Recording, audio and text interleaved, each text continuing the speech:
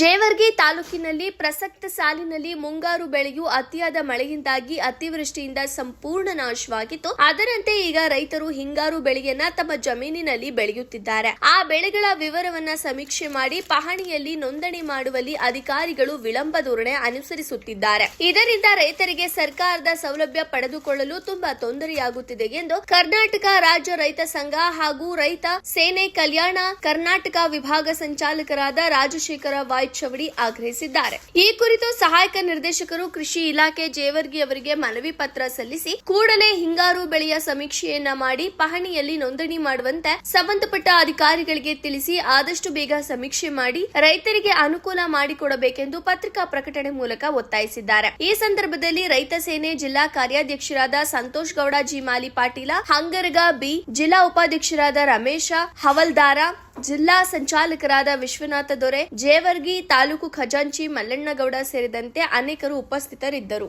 ಇಂದು ಜೇವರ್ಗಿಯಲ್ಲಿ ಸಹಾಯಕ ಕೃಷಿ ನಿರ್ದೇಶಕರಿಗೆ ಮನವಿ ಪತ್ರ ಸಲ್ಲಿಸಲಾಯಿತು.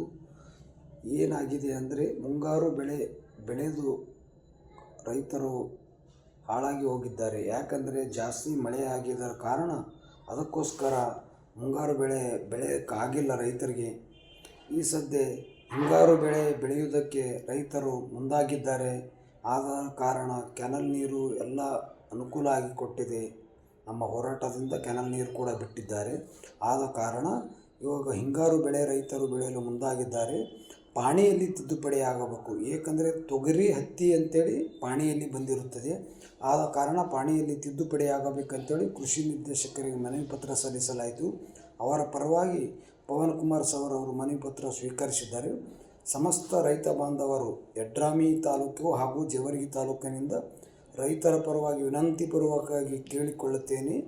ಕೃಷಿ ನಿರ್ದೇಶಕರಿಗೆ ಪಾಣಿಯನ್ನು ತಿದ್ದುಪಡಿ ಮಾಡಬೇಕಾಗಿ ತಮ್ಮಲ್ಲಿ ವಿನಂತಿಪೂರ್ವಕವಾಗಿ ಕೇಳಿಕೊಳ್ಳುತ್ತೇನೆ. ಧನ್ಯವಾದಗಳು.